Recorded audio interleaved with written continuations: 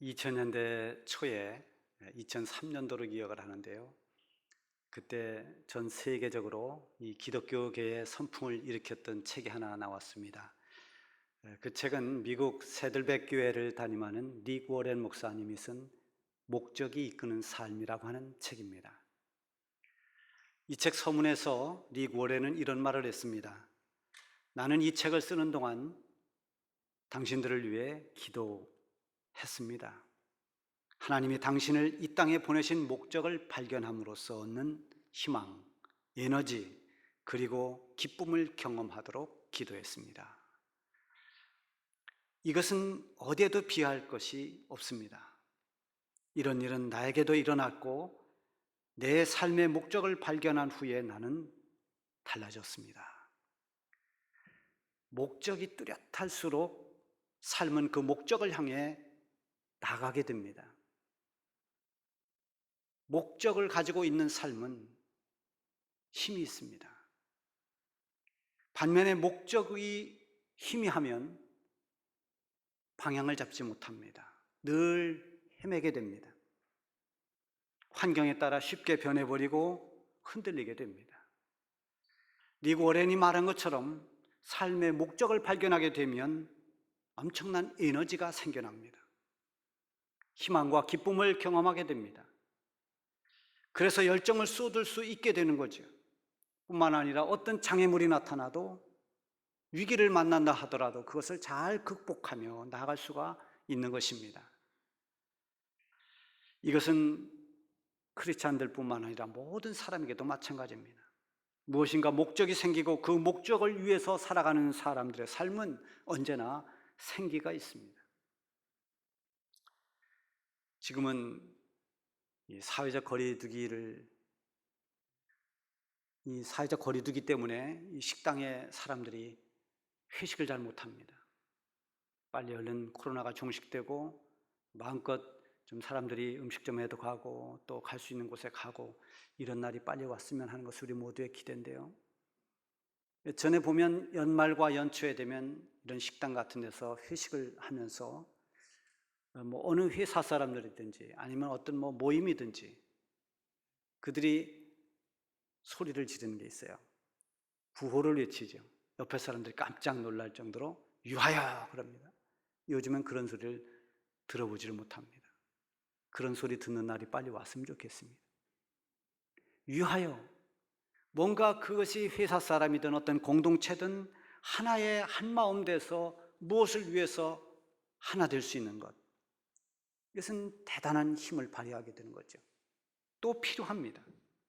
큰 공동체가 됐든 아니면 소그룹의 모임이든 개인이든 심지어 저 산속에 들어가서 혼자 사는 자연인으로 살아가는 사람이라도 무엇을 위해 사는가 그 목적이 뚜렷하면 그것으로 인해서 위안이 되고 행복을 누리며 살 수 있습니다. 사람들 속에서 긴장과 스트레스를 받으면서 삶의 의미를 잃어가던 사람이 산속에 들어가서 나는 자연과 보태서 편안한 마음을 가지고 내 생을 보내야 되겠다, 이런 목적을 가졌다면 그가 산속에서 사는 삶이 좀 불편하고 여러 가지 어려움이 있다 하더라도 그런 것 다 감수해내면서 자기가 추구하려고 하는 그 목적대로 살기 때문에 행복할 수 있는 것입니다. 그렇다면 오늘 하나님의 부름을 받고 하나님의 은혜 가운데 하나님의 백성이 된 우리 성도들은 그 삶이 무엇이 되어야 할까요? 삶의 목적이 있다는 것은 정말 그것은 얼마나 중요한 일인지 모릅니다. 구원받은 후에 삶의 목적을 발견하게 되면 그야말로 새로운 변화가 일어납니다. 나는 지금 무엇을 위해 사는가? 이런 목적이 확고해야 어떤 환란의 바람이 불어도 넘어지지 않는 것입니다.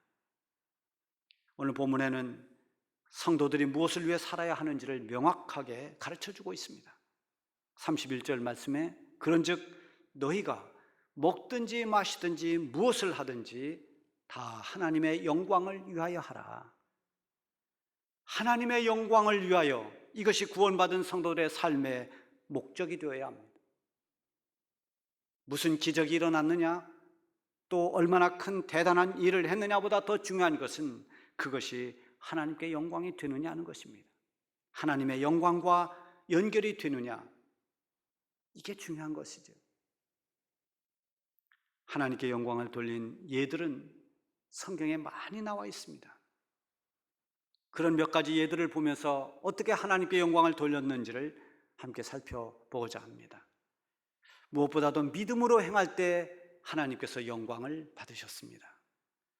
로마서 4장 19절 20절에 보면은 그가 백세나 되어 자기 몸이 죽은 것 같고 사라의 태가 죽은 것 같음을 알고도 믿음이 약하여지지 아니하고 믿음이 없어 하나님의 약속을 의심하지 않고 믿음으로 견고하여져서 하나님께 영광을 돌리며, 이게 믿음의 조상인 아브라함 이야기죠. 자신 나이가 100세가 되었습니다. 그는 그 전에 흔들리기도 했습니다. 그러나 결국은 하나님의 약속의 말씀을 끝까지 믿고 믿음으로 불가능한 모든 조건들을 이겨냈습니다. 이미 자기 아내 사라의 태는 다쳤습니다.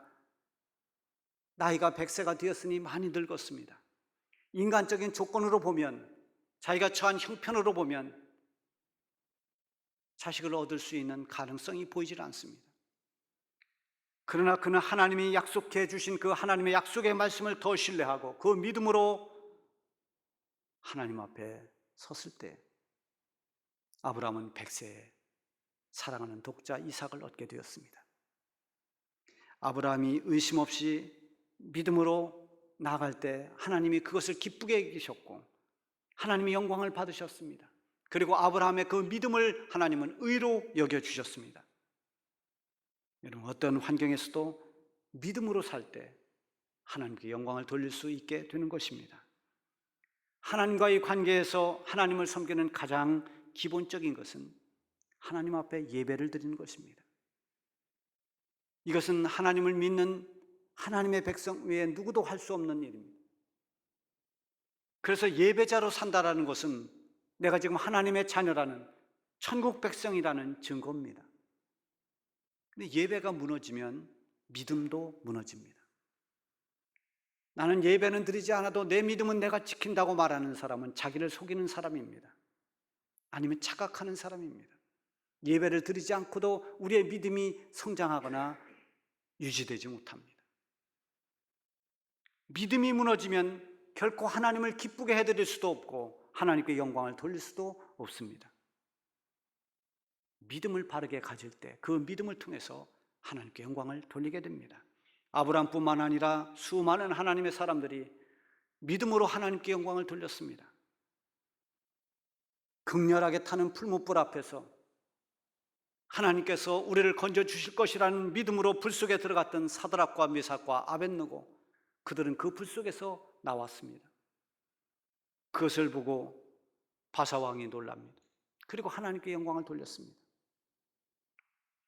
우리가 처한 이 사회적 상황은 여러 가지로 성도들에게 불리한 조건들이 많이 있습니다. 믿음이 흔들리기 쉬운 때를 우리는 살고 있습니다. 그러나 이런 때일수록 더욱 우리는 믿음으로 무장하고 믿음으로 살아야 합니다. 믿음으로 하나님께 영광을 돌릴 수 있어야 하는 것입니다. 그리고 이어서 순종을 통해서도 하나님께 영광을 돌릴 수 있습니다. 고린도후서 1장 20절에 보면 하나님의 약속은 얼마든지 그리스도 안에서 예가 되니 그런즉 그로 말미암아 우리가 아멘하여 하나님께 영광을 돌리게 되느니라. 예와 아멘. 예수님은 언제나 예의 모습을 보여주셨습니다. 대속의 죽음을 죽어야 하는 그 십자가 짐을 질 때에도 예수님은 예했습니다. 예수님의 십자가는 바로 예, 아멘, 그 순종의 사건입니다.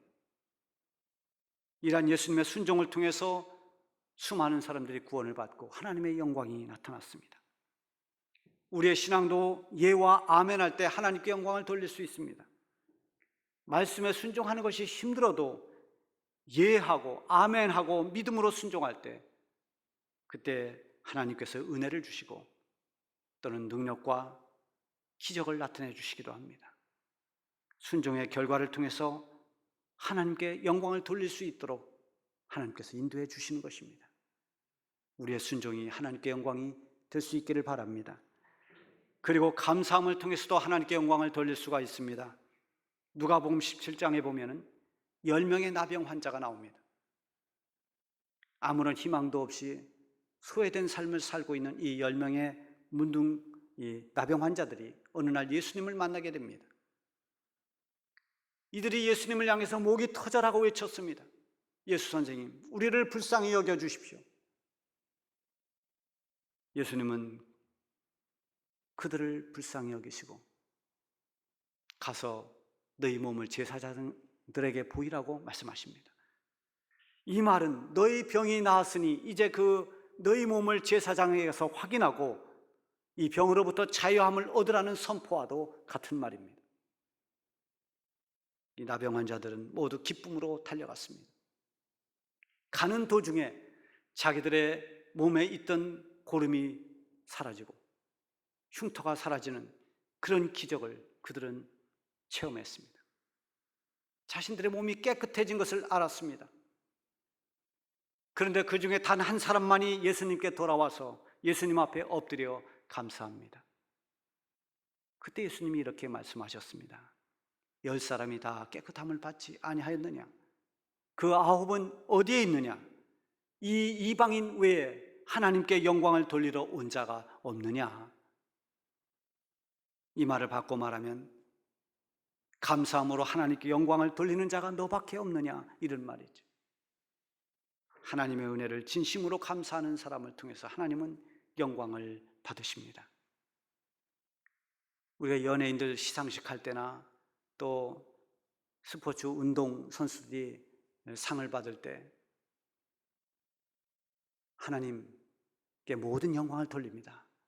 이런 소감을 말하는 사람도 있습니다. 저는 그럴 때마다 얼마나 기분이 좋은지 모릅니다. 하나님께 영광을 돌립니다. 이건 쉽게 나올 수 있는 말이 아닙니다. 내가 잘나서, 내가 잘해서, 내가 능력이 있어서, 실력이 있어서 이 상을 받게 되었습니다가 아니라 나를 오늘 여기에까지 이르게 하도록 인도해 주신 그 하나님의 은혜에 감사할 때 하나님께 영광을 돌립니다. 오늘 내가 이 상을 받을 수 있도록 지켜주시고 인도하신 하나님께 영광을 돌립니다. 얼마나 멋있는 말입니까? 우리 속에 감사가 넘쳐날 때 하나님께 영광을 돌릴 수가 있습니다. 이렇게 믿음으로 순종으로 또는 감사로 하나님께 영광을 돌리지만 때로는 고난을 통해서도 하나님께 영광을 돌릴 수 있습니다.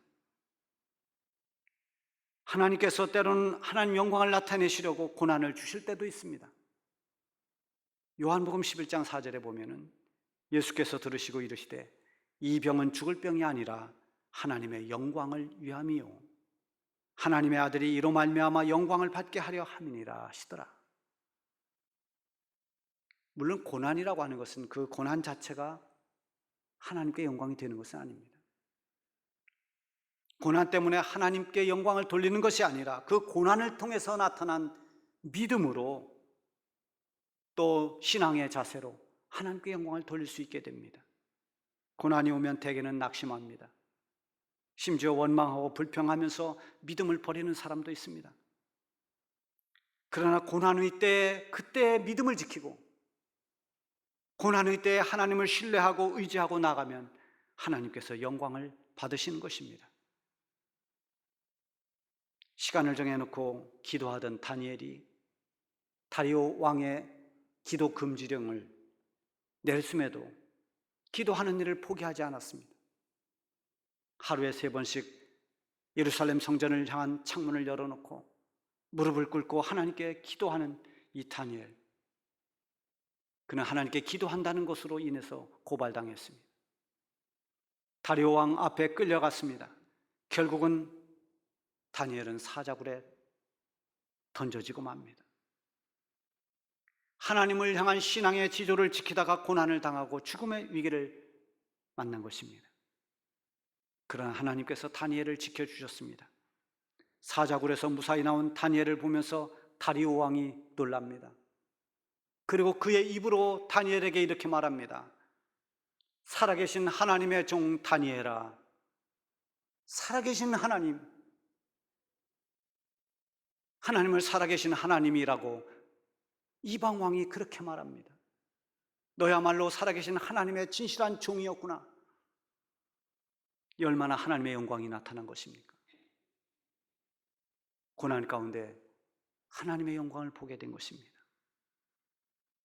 하나님의 영광이 하나님을 영화롭게 하고 하나님의 영광을 받으시면 하나님이 주시는 은혜와 축복도 따라옵니다. 예전에 미국의 필라델피아 시의 재벌이라고 했던 이 스티븐 지라드라고 하는 사람의 일화가 있습니다.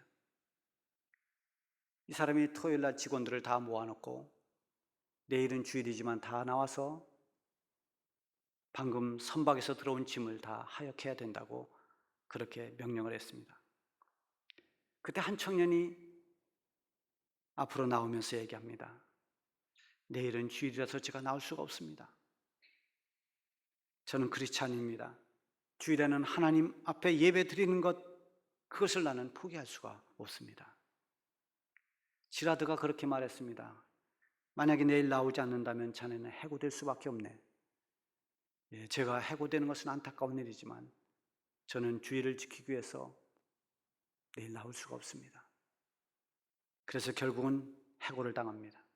그리고 이 청년은 해고를 당한 뒤에 많은 고난을 겪습니다. 근데 어느 날 이 필라델피아의 한 은행장이 지라드와 친구 관계인데 전화가 걸려왔습니다. 새로운 은행을 열어볼 계획인데 당신이 좀 신뢰할 만한, 믿을 만한 사람을 하나 소개해달라고 했습니다. 그런데 이 지라드 씨 머릿속에 떠오른 사람이 바로 자기가 해고시킨 청년이었습니다. 비록 해고를 당했지만 자기의 신앙을 지키고 지조를 지키면서 어떤 불이익과 손해도 감수하면서 그렇게 믿음의 절개를 지킬 수 있는 사람이라면 이 사람은 믿을 만한 사람이다라고 판단이 되었습니다. 그래서 이 청년을 소개했고 이 은행장에게 발탁된 이 청년은 새로운 은행을 키우는 데 큰 역할을 감당했습니다. 그리고 그를 통해서 하나님의 영광이 나타났습니다. 여러분, 아픔을 겪고 고난을 당한다 하더라도 하나님을 우선시하고 하나님을 섬기며 믿음을 지켜나갈 때 고난이 유익이 되기도 하고 그 고난을 통해서 하나님의 영광이 나타나기도 합니다. 우리가 비록 어려움 가운데 있다 할지라도 지금은 어찌 보면 고난의 시기를 보내고 있는다 할지라도 이 고난 가운데 여러분들이 믿음을 지키고 신앙의 지조를 잘 지켜나가면 하나님의 영광을 받으실 것입니다.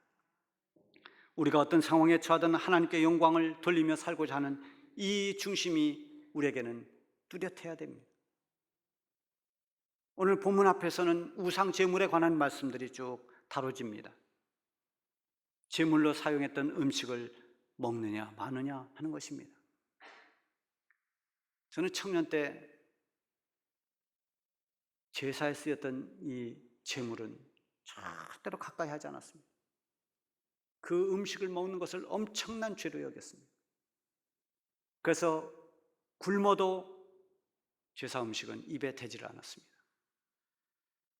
근데 그 후에 제가 성경을 더 많이 읽으면서 또 복음의 능력을 깨달으면서 그런 경직된 생각으로부터 자유로워졌습니다.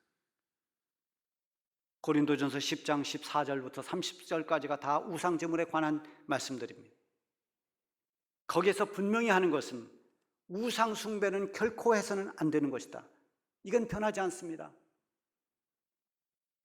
주님의 식탁과 귀신의 식탁을 겸해서 참여할 수 없다고 말하고 있습니다. 그러나 음식에 관해서는 다릅니다. 음식은 우상이 아닙니다.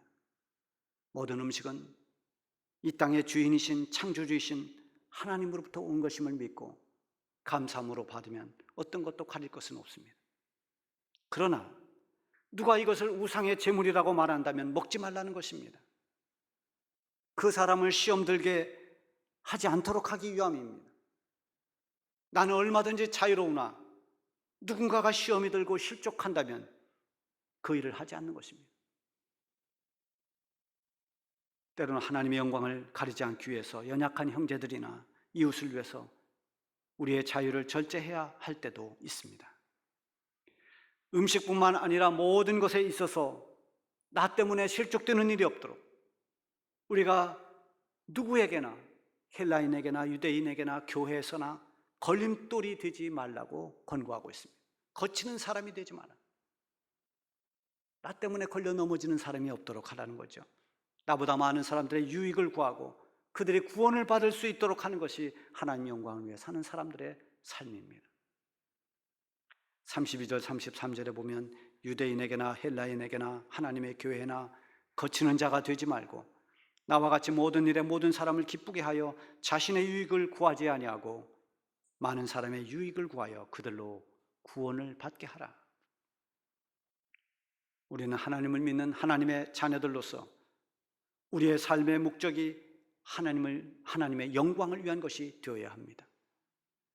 경직된 율법주의로 이 복음의 자유함을 잃어버려서도 안 되고 복음의 울타리를 넘어서서 세속주의로 가는 이런 방임주의적인 태도도 우리는 경계해야 됩니다. 먹느냐 안 먹느냐, 마시느냐 마시지 않느냐, 그게 아니라 먹든지 마시든지 무엇을 하든지 다 하나님의 영광을 위해서 하라고 했습니다. 여러분, 우리의 삶의 목적은 무엇입니까? 오늘 성경에서 우리에게 분명히 가르쳐주고 있습니다. 하나님의 영광을 위하여입니다. 하나님의 영광을 위하여 살라. 구원받은 모든 성도들은 인생을 살아가면서 우리의 작은 목표들이 많이 있지만 궁극적인 목적은 하나님의 영광을 위해서 사는 것입니다. 오늘 이 말씀을 붙잡고 우리의 남은 평생 동안 하나님의 영광을 위해서 더 힘차게 살아가시기를 바랍니다. 기도하겠습니다.